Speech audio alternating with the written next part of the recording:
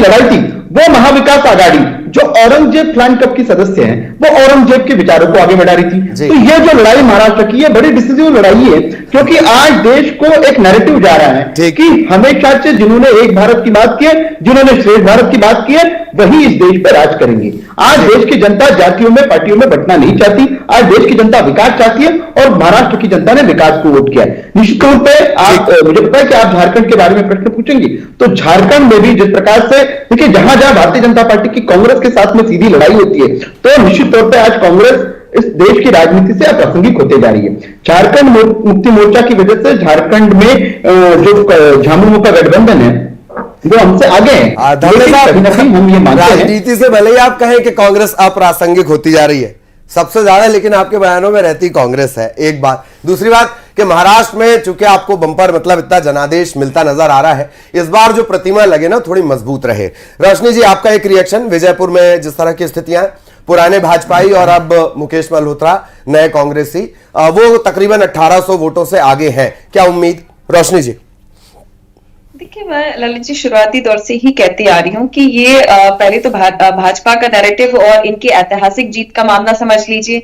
ये अभी भी मैं लगातार सुन रही थी प्रवक्ताओं को, तो 50,000 से नीचे तो ये बात ही नहीं कर रहे थे और 1 लाख से, और लगातार बुधनी के मतदाता और विजयपुर के मतदाता ये जो फाइट दे रहे हैं और कांग्रेस के सभी कार्यकर्ताओं ने जो मेहनत की है और इनसे जो लड़ाई लड़ी है वो बिल्कुल दिख रही है। हाँ। और बिल्कुल मैं उसी आपकी बात बुधनी में चौहान साहब का योगदान तो नहीं है कोई?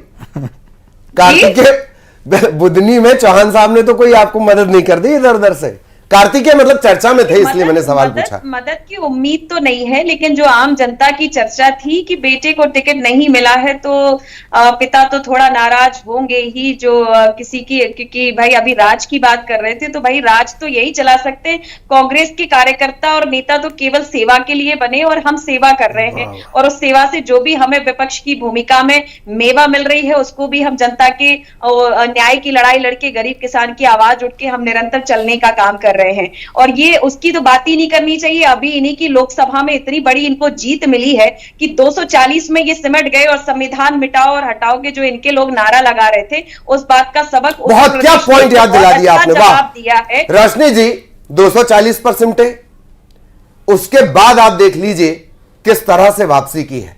सवाल सीखने का है। मैं राजनीतिक विश्लेषकों की बात कर रहा हूं, सवाल सीखने का। रोशनी जी आएंगे आपके पास, रोशनी जी आएंगे।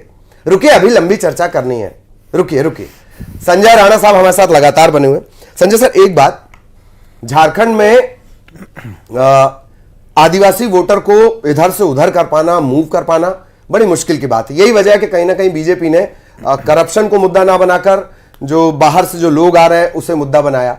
लेकिन जिस तरह से बीजेपी की सीटें वहां बढ़ी हैं, जिस तरह से बीजेपी का वोट बैंक वहां बढ़ा है, ऐसा लगता है कि वो मुद्दा भी कारगर रहा है, हार जीत से इतर देखा जाए तो। देखिए बिल्कुल मैं सोच रहा था, मैं बार बार बोलता हूं, 6 महीने पहले सोच रहा था कि एक भारतीय जनता पार्टी की तकरीबन 65 सीटें आनी चाहिए, 60 से 65 जो माहौल चल रहा था झारखंड के। लेकिन पिछले 6 महीने में माहौलों में कोई बदलाव आया है, और बदलाव इसलिए नहीं आया कि बहुत महान काम सिटिंग चीफ मिनिस्टर ने किया, ऐसा कुछ नहीं है। देखिए कुछ मुद्दे होते से बाहरी की बात कर रहे हैं, चाहे वो रैया हो चाहे बांग्लादेशी की समस्या है, बेरोजगारी की समस्या है, जो समस्या है वो समस्या है। लेकिन जब आदिवासियों की बात होती तो आदिवासी अपना, देखिए यूसीसी की बात बीजेपी करती है, नो डाउट यूसीसी होना चाहिए, हम इसके पक्षधर हैं और पूरे देश में होना चाहिए, ना ही झारखंड में, पूरे देश में होना चाहिए।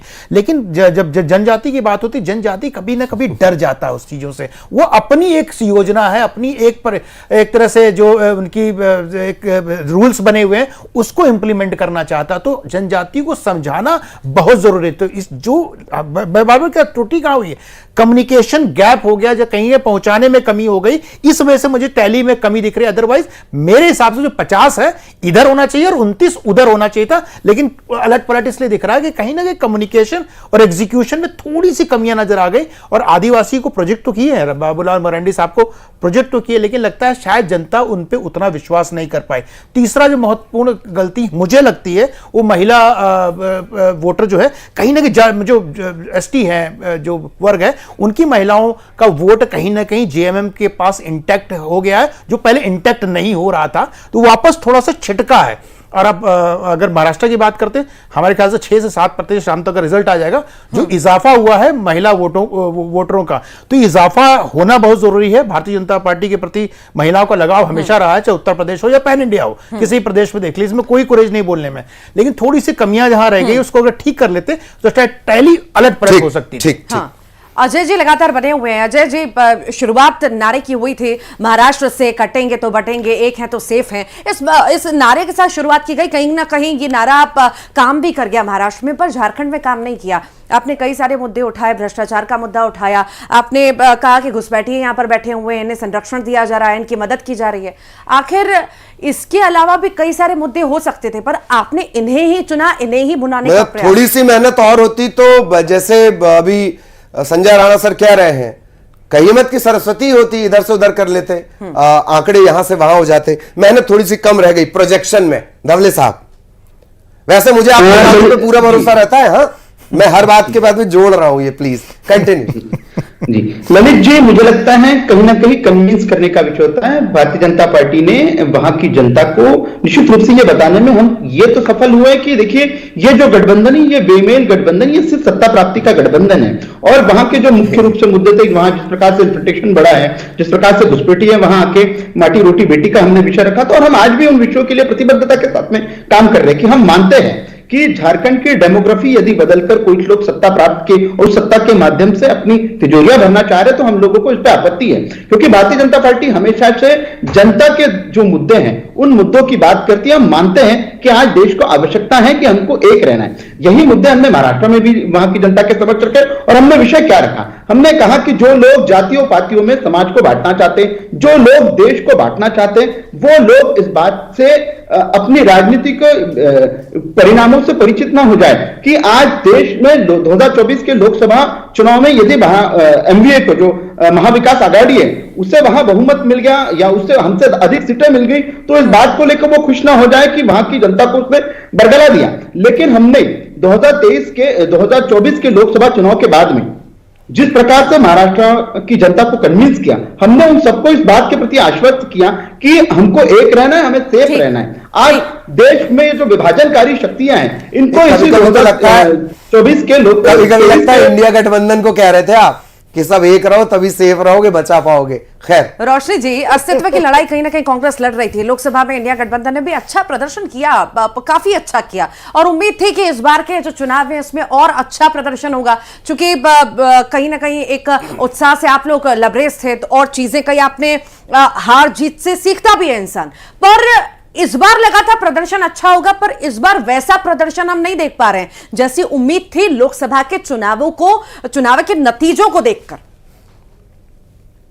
देखिए, महाराष्ट्र के संदर्भ अति में उत्साहित हो गए थे शायद रोशनी जी। जी हाँ, प्लीज कंटिन्यू। अति उत्साह शायद आ गया था कार्यकर्ताओं में, ऐसा जानकारों का मानना है। रोशनी जी प्लीज। नहीं, देखिए, विजयपुर का रिजल्ट देख के बिल्कुल अति उत्साह आना चाहिए। और अभी परिणाम नहीं आए हैं, ये तो रुझान मैं ऋतु जी इस बात को, ये अति उत्साह हमारे लिए, हम अति उत्साहित कभी नहीं होते हैं, लेकिन आज जो बुधनी और विजयपुर की जो आमने सामने की टक्कर जो दे रहे हैं ना कांग्रेस का कार्यकर्ता और सत्ता दल से जो 20 से 25 साल में बैठे हुए हैं, और ये मैं आमतौर पे ही देख रही थी सभी चैनलों में कि जिसकी सत्ता होती है उसी का उपचुनाव होता है। तो अगर इतनी अच्छी टक्कर दे रहे हैं तो ये बिल्कुल